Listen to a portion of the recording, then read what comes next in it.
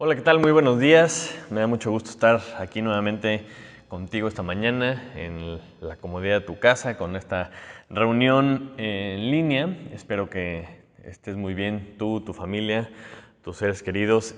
Y pues bueno, esta mañana vamos a seguir con nuestro estudio del Evangelio de Juan, como hemos estado estudiando los últimos meses. Y esta mañana quiero empezar con uno de los mejores consejos que he recibido en el ámbito de la toma de decisiones. Muchas veces cuando tomamos decisiones no tenemos todos los elementos o es difícil, ¿no? Es difícil en general tomar decisiones. Y el consejo del que estoy hablando es que para tomar buenas decisiones no debemos de hacer suposiciones. Una suposición es aceptar algo como verdadero sin tener las pruebas de ello, sin tener los elementos necesarios como para considerarlo una realidad. Esto es una suposición. Y es que nuestras decisiones normalmente se basan en cosas que nosotros consideramos como algo que es verdad, algo que es cierto. Y puede ser desde las cosas más sencillas como, por ejemplo, escoger un restaurante, ¿no? Escogemos un restaurante y suponemos, ¿verdad?, que la cocina está limpia o suponemos que los ingredientes están buenos, son de buena calidad, y esta suposición se basa o es la base para que decidamos comer ahí. Si le atinamos y después regresamos, bueno, ya es otro tema, fue una buena suposición, pero eh, también uno de los problemas con las suposiciones es que afectan nuestro estado de ánimo. O sea, nuestro estado de ánimo se ve afectado por ciertas suposiciones que hacemos. Como por ejemplo cuando alguien manda un mensajito y salen las palomitas y te deja, como dicen, en visto, pero no te contesta. Entonces empiezas a hacer suposiciones, ¿no? Seguramente está enojado conmigo o seguramente ya no me quiere hablar, cuando a lo mejor en realidad pues en ese momento se le acabó la pila o a lo mejor está ocupado y simplemente salió leído, pero no ha tenido chance de contestarte. Pero ya con esa suposición ya nos pusimos tristes o ya empezamos a llegar a conclusiones medias raras, ¿no? Nuestras relaciones también se ven muy afectadas por las suposiciones que hacemos. Muchas veces esto tiene que ver con la comunicación. Cuando alguien dice algo, muchas veces suponemos ciertas cosas y afectan nuestras relaciones. Como una pareja, ¿no? Que está el hombre y dice, ay, me encanta el color azul. Y la mujer dice, seguramente está diciendo eso porque trae una blusa verde, entonces me la voy a ir a cambiar porque entonces no le gusta cómo me veo. Y empieza a hacer una serie de suposiciones que pues no son ciertas. Simplemente se hubiera arreglado si le pregunta, ¿estás diciendo algo de mi camisa o de mi blusa verde? Y el otro a lo mejor hubiera dicho, no, para nada, simplemente me gustó el cielo que se ve muy azul y te lo quería comentar. Y se hubiera terminado el problema. Entiendo que estos son ejemplos muy sencillos, son cosas a lo mejor muy cotidianas, pero es para entender el efecto que tienen las suposiciones en nuestra vida. Sin embargo, cuando se pone el tema un poco más serio, cuando es algo un poco más grave, es cuando las suposiciones que podemos hacer o que generalmente hacemos pueden afectar nuestra eternidad. Aquí es donde debemos de poner atención. Aquí es donde en realidad debemos cerciorarnos de que no estamos suponiendo nada, sino que nos estamos basando en la verdad. Y esta mañana vamos a continuar leyendo Juan capítulo 16. Y en este capítulo vemos cuando Jesús le acababa de decir a los discípulos que si lo seguían a él, iban a sufrir en esta vida porque la gente los iba a rechazar, los iba a aborrecer, los iba a perseguir y a algunos de ellos incluso hasta los iban a matar. Y todo esto iba a suceder cuando él se fuera. Y con la reacción que tienen los discípulos, vamos a ver el poder que las suposiciones que ellos habían hecho erróneamente tenían sobre ellos. Estas suposiciones estaban muy alejadas de la verdad, la verdad que Jesús les estaba diciendo. Y además también vamos a ver por qué Jesús les dice que esto es lo que más les convenía. Esto es lo que más les conviene. Y aunque en ese momento a lo mejor ellos no lo veían así. Entonces te pido que me acompañes a leer. Vamos a leer el capítulo 16, desde la segunda parte del versículo 4, donde nos quedamos la semana pasada, y hasta el versículo 15. Dice así la palabra de Dios. Esto no os lo dije al principio porque yo estaba con vosotros, pero ahora voy al que me envió, y ninguno de vosotros me pregunta, ¿a dónde vas?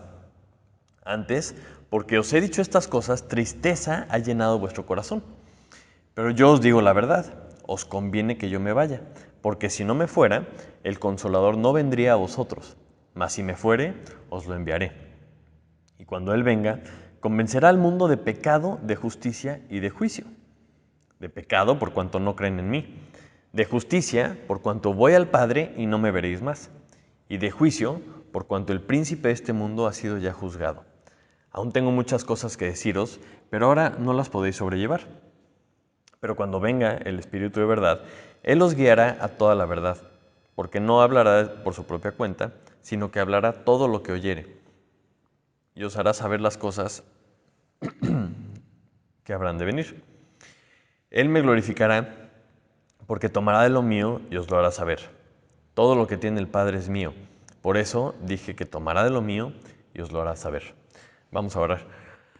Padre Santo, esta mañana te pedimos que tú estés con nosotros, Señor, que tu Santo Espíritu nos guíe esta mañana por lo que tú quieres que aprendamos, Señor. Te damos gracias porque podemos estar aquí aprendiendo tu palabra, Señor.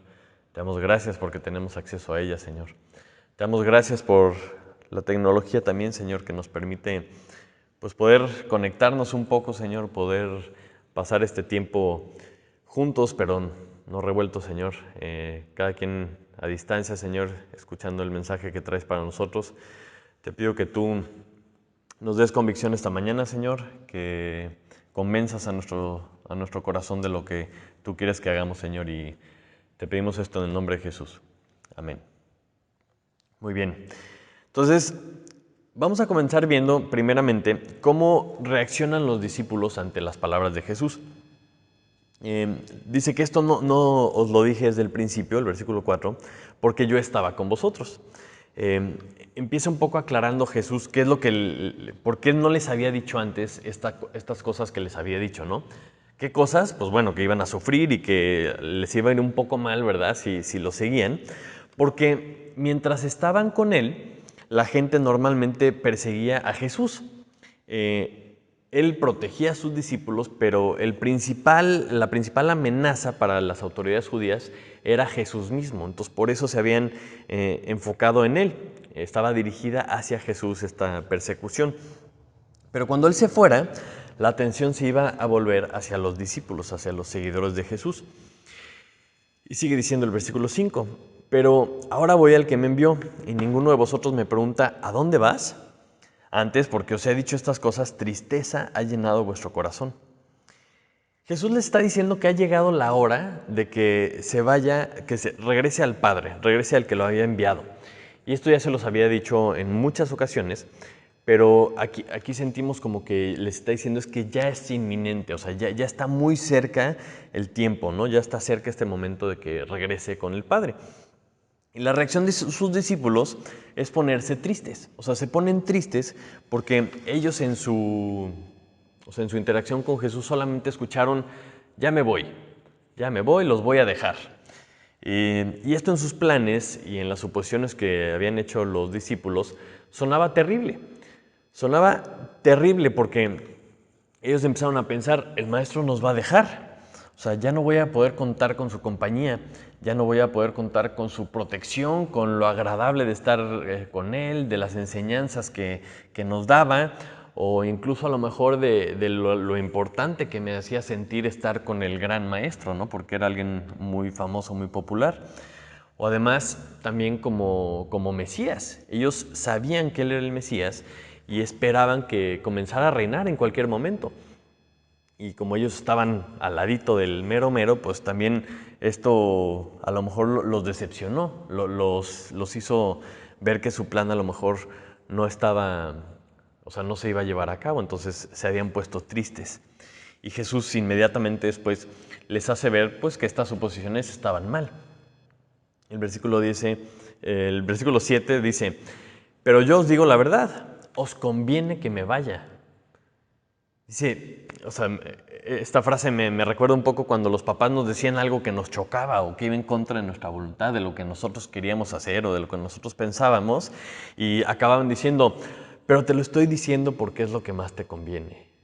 Algún día me lo vas a agradecer, o ese tipo de frases que a veces decimos los papás, ¿no? O sea, ¿cómo era posible que lo que más me convenía es que el maestro me dejara? O sea, a lo mejor no tenía mucha lógica para ellos.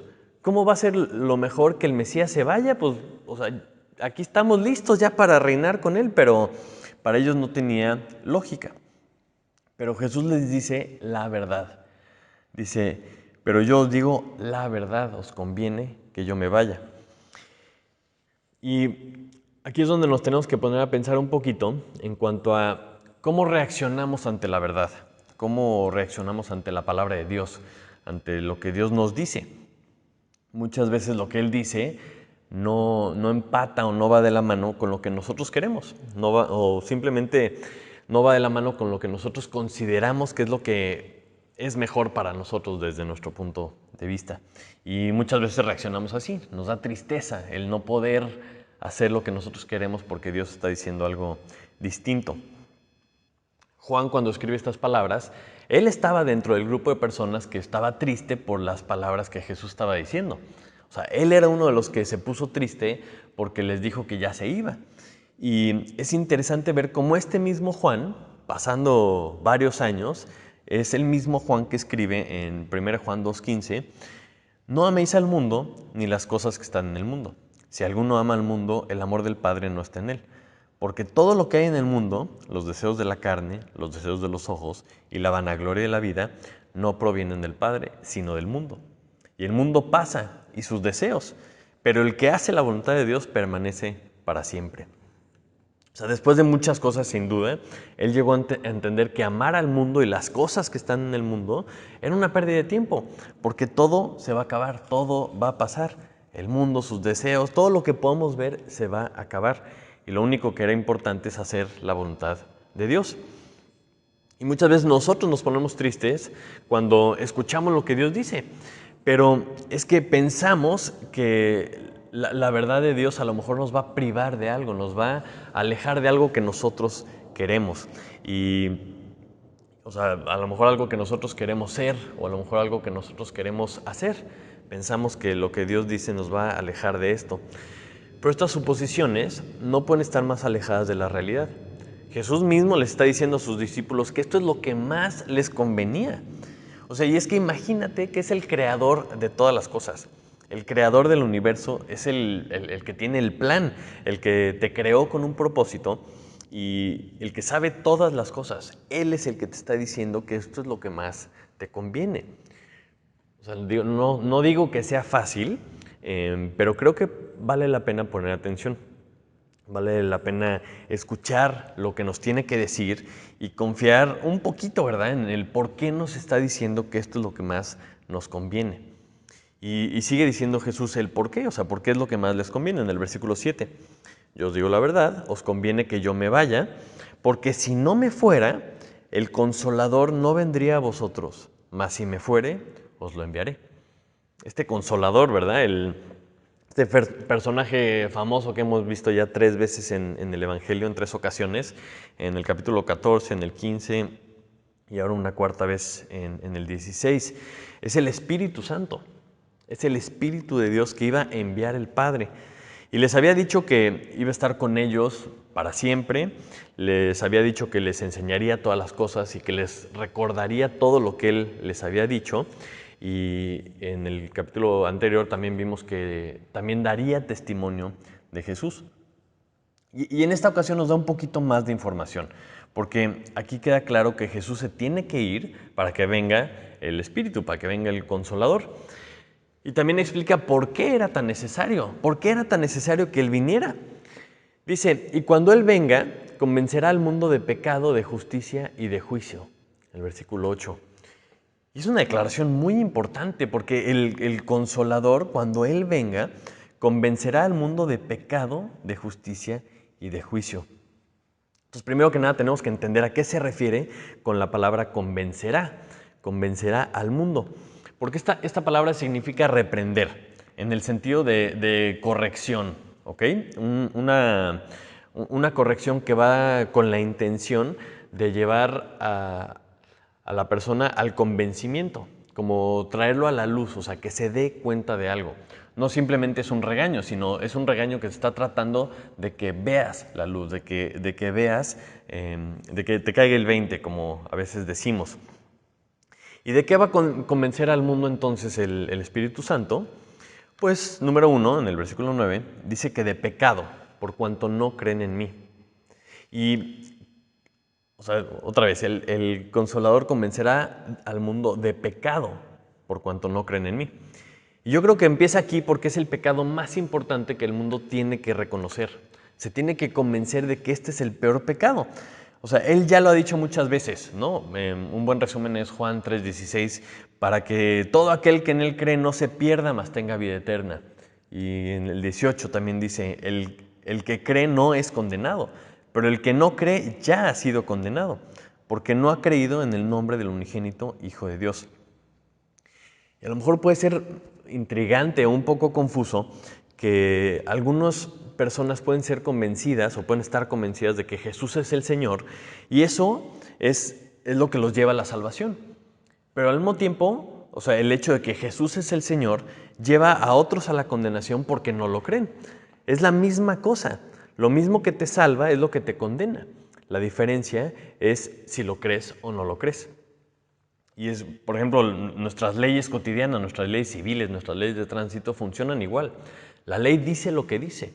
O sea, no te pases el alto, no puedes pasarte el alto. Una persona lee esto y se convence, dice, ok, pues no voy a pasar el alto. A lo mejor por la multa o a lo mejor simplemente porque es lo correcto, entonces se convence y lo obedece. Por lo tanto, cumple esta ley. Otra persona lee exactamente la misma ley, no te pases el alto, sin embargo, no la cree, o él se imagina o cree, pues a mí esto no me aplica, o a mí no me importa lo que diga la ley, por lo tanto la desobedece y no la cumple. Es una misma ley para los dos, la diferencia es cómo lo toma cada individuo. Entonces, lo que está diciendo aquí Jesús es que Él es el Hijo de Dios y el Espíritu de Dios le va a hablar al mundo y le va a mostrar de diferentes maneras que Jesús es el Salvador. Les va a dar esta convicción, les va a dejar claro que Jesús es el Señor. Y Dios desde el principio trabaja de la misma forma. Siempre ha sido muy claro para que no tengamos dudas. Y el problema es precisamente que ponemos en duda lo que Dios dice. Desde el principio Satanás también ha puesto en duda lo que Dios dice. La famosa frase, con que Dios ha dicho. Y esta es la misma estrategia que usa hasta la fecha. Poner en duda lo que Dios dice. Y ese es el pecado, porque está diciendo, Él es el Hijo de Dios. Él es el único que te puede dar salvación. Y nos ponemos a dudar. ¿Será o no será? En cuanto a estar en pecado, es precisamente el problema que Jesús mencionaba en Juan 8, que lo vimos hace unas semanas en el 8:23. Dice, vosotros sois de abajo, yo soy de arriba. Vosotros sois de este mundo, yo no soy de este mundo. Por eso os dije que moriréis en vuestros pecados, porque si no creéis que yo soy, en vuestros pecados moriréis. Tenía que venir alguien de arriba, alguien diferente para que pudiéramos ser rescatados, porque nadie de aquí adentro nos puede sacar del pecado porque todos estamos en pecado. Entonces, ese es el pecado del que nos tenemos que convencer. Creer que Jesús es el Señor, que Dios lo envió para salvarnos y en ningún otro hay salvación. El no creerlo es el pecado y el creerlo es la salvación. Y a lo mejor me dices, pero ¿cómo sabemos esto? O sea, yo tengo muchas dudas. ¿Cómo sé que en verdad Jesús es el Salvador? ¿Cómo sé que no hay otra forma en la que yo me pueda salvar? Y Dios dice en su palabra que la paga del pecado es la muerte. Y Él quería que todo el mundo supiera esto. Él quería que todas las personas del mundo supieran que estábamos sumergidos en pecados. Romanos 3:19 dice, pero sabemos que todo lo que la ley dice, lo dice a los que están bajo la ley, para que toda boca se cierre y todo el mundo quede bajo el juicio de Dios, ya que por las obras de la ley ningún ser humano será justificado delante de él, porque por medio de la ley es el conocimiento del pecado. O sea, Dios quiere que todo ser humano esté en el conocimiento de que están pecando, de que están sumergidos en el pecado y de que están bajo el juicio de Dios. Aunque ellos lo quieran negar o no lo crean o lo que sea, todo ser humano tiene que llegar al punto en donde se da cuenta de que está en pecado. Y si esto es cierto, ¿verdad? Como lo dice la palabra de Dios, su destino es la muerte eterna. Su destino es la separación de Dios por una eternidad. Por eso Dios quiere que lo sepamos, para que entendamos que necesitamos hacer algo al respecto. Y es aquí donde entra la segunda función del Consolador. Porque nadie puede ser justificado por las obras. No puedes hacer tú nada para justificarte. Y este es el punto al que Dios quiere que llegues. Y ahí entra el Consolador, que dice que convencerá al mundo de justicia. El versículo 10. De justicia por cuanto voy al Padre y no me veréis más. Yo estoy seguro que los discípulos no entendieron esto, sino hasta mucho tiempo después. Porque iba a convencer al mundo de justicia porque iba al Padre. O sea, ¿qué estaba diciendo? Porque siento que todos tenemos un cierto sentido de lo que es la justicia, ¿no? Creemos que algo es justo, o creemos saber cuando algo se hace justicia, cuando alguien recibe su merecido, y decimos cosas como, oh, esto no es justo, porque estamos emitiendo un juicio. Pero Jesús estaba hablando de la justicia verdadera, la que solamente Él podía haber cumplido. Jesús iba a ser crucificado y pues iba a morir de una manera injusta, porque Él no había pecado en nada. Sin embargo, iba a morir. Por eso dice 2 Corintios 5:21, al que no conoció pecado, por nosotros lo hizo pecado, para que nosotros fuésemos hechos justicia de Dios en Él. O sea, no por las obras de la ley alcanzamos justicia delante de Dios, sino por la justicia de Jesucristo es que podemos alcanzar esa justificación. La justicia de Jesús es la que abre este camino. Y el famoso versículo de Romanos 3:23, por cuanto todos pecaron y están destituidos de la gloria de Dios, en el mismo contexto de este pasaje, habla de esta idea. Desde el versículo 21 dice, pero ahora, aparte de la ley, se ha manifestado la justicia de Dios, testificada por la ley y por los profetas. La justicia de Dios por medio de la fe en Jesucristo para todos los que creen en Él. Porque no hay diferencia, por cuanto todos pecaron y están destituidos de la gloria de Dios, siendo justificados gratuitamente por su gracia, mediante la redención que es en Cristo Jesús. Es decir, antes nada más estaba la ley que te hacía ver que estabas en pecado, pero ahora se ha manifestado la justicia de Dios, de la que hablaban la ley y los profetas, que es la justicia de Dios por medio de la fe en Jesucristo, para todos los que creen en Él, por cuanto todos pecaron. O sea, todos necesitamos de esta justicia y además podemos ser justificados gratuitamente por la gracia de Dios mediante la fe en Jesucristo. Entonces, el Consolador nos va a convencer de que necesitamos esta justicia de Dios porque hemos pecado y estamos destituidos de la gloria de Dios. Precisamente de esto es lo que nos está tratando de convencer el Espíritu de Dios. Y solamente Jesús, ¿verdad? 100% santo y perfecto, era el único que podía haber resucitado como primogénito de la resurrección para entonces subir al Padre, subir a su trono, porque cumplió toda justicia. Fue el único que la cumplió. Y esto es lo que necesitaba suceder para que nosotros fuéramos redimidos o tuviéramos la opción de ser redimidos. Ahora, tristemente, podemos ignorar la justicia de Dios. Podemos tratar de establecer nuestra propia justicia, como dice Romanos 10, porque ignorando la justicia de Dios y procurando establecer la suya propia, no se han sujetado a la justicia de Dios, porque el fin de la ley es Cristo, para justicia a todo aquel que cree. O sea, la única justicia que vale delante de Dios es la que hizo Cristo. O sea, es el único que ha muerto sin haber pecado. Es el único que ha muerto sin haberlo merecido. Y tú, pues, a lo mejor lo puedes ignorar. Puedes decidir creer otra cosa. Y por eso por eso es que el Consolador hace una cosa más. Dice el versículo 11 que también convence al mundo de juicio, por cuanto el príncipe de este mundo ha sido ya juzgado. El príncipe de este mundo es Satanás, y él ha sido ya juzgado. Simplemente está esperando que la sentencia se ejecute. Pero lo incluye en estas tres labores del Consolador, porque va a convencer al mundo, es decir, va a reprender al mundo de que va a haber un juicio. Los tiene que convencer de que va a haber un juicio.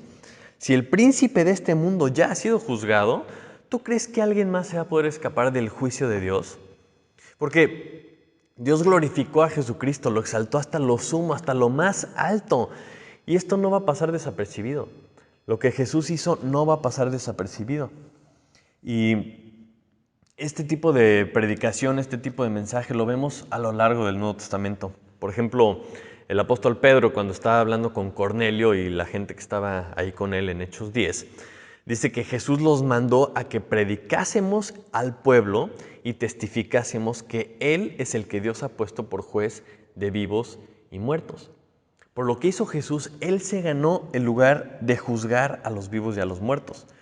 Y todos debemos saber que el mismo que se entregó para sacrificio, ¿verdad?, para sacrificarse en nuestro lugar, el que nos abrió la posibilidad de ser reconciliados con Dios y poder acceder a ser justificados de nuestros pecados, es el mismo que va a juzgar a los vivos y a los muertos. Todos estaremos delante de Él un día y vamos a tener, ¿verdad?, que decirle por qué creímos o por qué no creímos. O sea, le vamos a tener que rendir cuentas a Él, al que lo hizo. Entonces, si crees que vas a tener alguna excusa, mira lo que dice Pablo más adelante también en Hechos, cuando está en Atenas. Se encuentra con una estatua que dice al Dios desconocido. Y dice, perfecto, este Dios desconocido para los griegos es Jehová. Entonces les empieza a predicar y les dice en el capítulo 17 de Hechos, pero Dios, habiendo pasado por alto los tiempos de esta ignorancia, ahora manda a todos los hombres en todo lugar que se arrepientan. Eso es lo que Dios buscaba, que la gente se arrepintiera. Por cuanto ha establecido un día en el cual juzgará al mundo con justicia por aquel varón a quien designó, dando fe de todos, a todos con haberle levantado de los muertos. O sea, ese varón que Dios designó para que juzgue al mundo con justicia, es ese varón que resucitó, a ese varón que levantó de los muertos. Y Dios lo estableció y lo dejó bien claro. O sea, dio fe, o sea, dejó claro que esto era la verdad por haberlo levantado de los muertos. Esa era la evidencia que Dios nos está diciendo para decir, este es el que los va a juzgar, este que resucitó de los muertos, porque solamente Él lo podía hacer. Él es el único que nos puede juzgar. La mayoría de los que estaban ahí se burlaron de Pablo y no quisieron creer que una persona había resucitado de los muertos y desecharon el mensaje. Sin embargo, algunos sí creyeron. Y en este momento creo que Jesús estaba emocionando, se estaba adelantando, ¿verdad?, de todo lo que le estaba diciendo a sus discípulos y se da cuenta. Y en el versículo 12 dice, aún tengo muchas cosas que deciros, pero ahora no las podéis sobrellevar. Así como ellos no podían sobrellevar estas cosas, todo lo que les estaba diciendo Jesús y no lo iban a entender, todo lo que Él tenía que decirles, nosotros tampoco podemos entender las cosas que Dios nos quiere decir, sino hasta que tenemos el Espíritu Santo, hasta que llega el Espíritu Santo a nuestras vidas. Porque Él es el que nos abre los ojos, Él es el que nos muestra todas las cosas, como dice el versículo 13. Cuando venga el Espíritu de verdad, Él los guiará a toda la verdad. Y eso es lo que necesitamos tener el Espíritu Santo para poder tener acceso a esta verdad, para poder entender lo que Dios nos está diciendo. Y no podemos andar en la verdad, no podemos permanecer en Jesús, como vimos en capítulo 15 de la vid y los pámpanos. No podemos hacer todo lo que Jesús está diciendo porque todavía no viene el Espíritu Santo. Entonces, la clave para que todo lo que Él ha dicho sea posible es que viniera el Espíritu Santo. Por eso les estaba diciendo que esto les convenía. O sea, es necesario que esto pase para que todo de lo que hemos estado platicando pueda suceder porque necesitan el Espíritu Santo. Entonces, recapitulando un poco lo que hemos visto en este pasaje, Jesús le está diciendo que no estén tristes porque se va. O sea, ya que si Él se iba, les iba a mandar al Consolador, a su Santo Espíritu, para que convenciera al mundo de pecado, de justicia y de juicio. Este Espíritu Santo que iba a estar con ellos para siempre, que les iba a enseñar todas las cosas, que los iba a guiar a toda la verdad y que los iba a ayudar a permanecer en Él. Entonces, viendo este pasaje, cuando tú te topas con la palabra de Dios, cuando te enfrentas con la verdad de Dios, con lo que Él dice, ¿qué es lo que pasa en tu vida? O sea, te entristeces porque no es lo que tú querías, o la rechazas porque no la crees, quieres crear tu propia verdad, tu propia justicia, ¿o qué es lo que tú haces? ¿Dejas que el Espíritu Santo te convenza de que Jesús es lo que necesitas, de que Jesús es el Señor, de que Jesús es tu Salvador? Y esta mañana el Espíritu Santo te está hablando y te está convenciendo de que necesitas a Jesús. Necesitas creer en Él. Necesitas creer que necesitas un Salvador. Y es que solamente Jesús puede ofrecerte su justicia, porque es la única que alcanza a pagar el precio. Es la única que alcanza a justificarte delante de Dios por el pecado que tienes. Por eso dice que te conviene, porque solamente Él es el que te puede dar vida eterna. Y aquí es donde te das cuenta que Dios es un Dios amoroso. O sea, por eso dice la palabra que de tal manera amó Dios al mundo que mandó a su Hijo a morir por nosotros, para que todo aquel que en Él cree no se pierda, mas tenga vida eterna.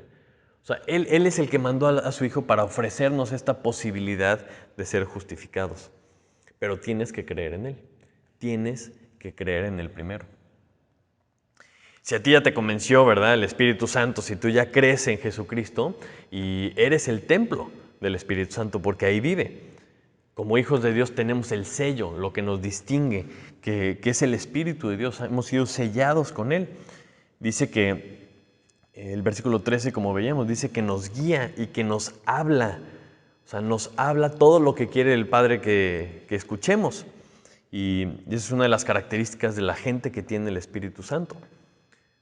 Gracias a que los apóstoles escucharon a Dios, escucharon su voz y se dejaron guiar por Él, es que tenemos el día de hoy la Biblia completa.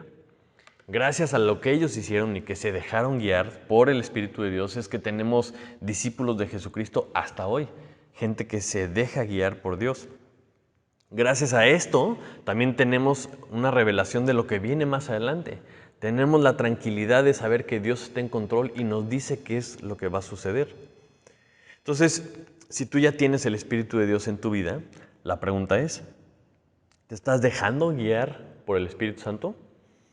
¿O sigues batallando en creer lo que Dios dice? ¿Sigues dudando? ¿Sigues buscando alternativas? ¿O sigues a lo mejor perdiendo el tiempo con otras cosas?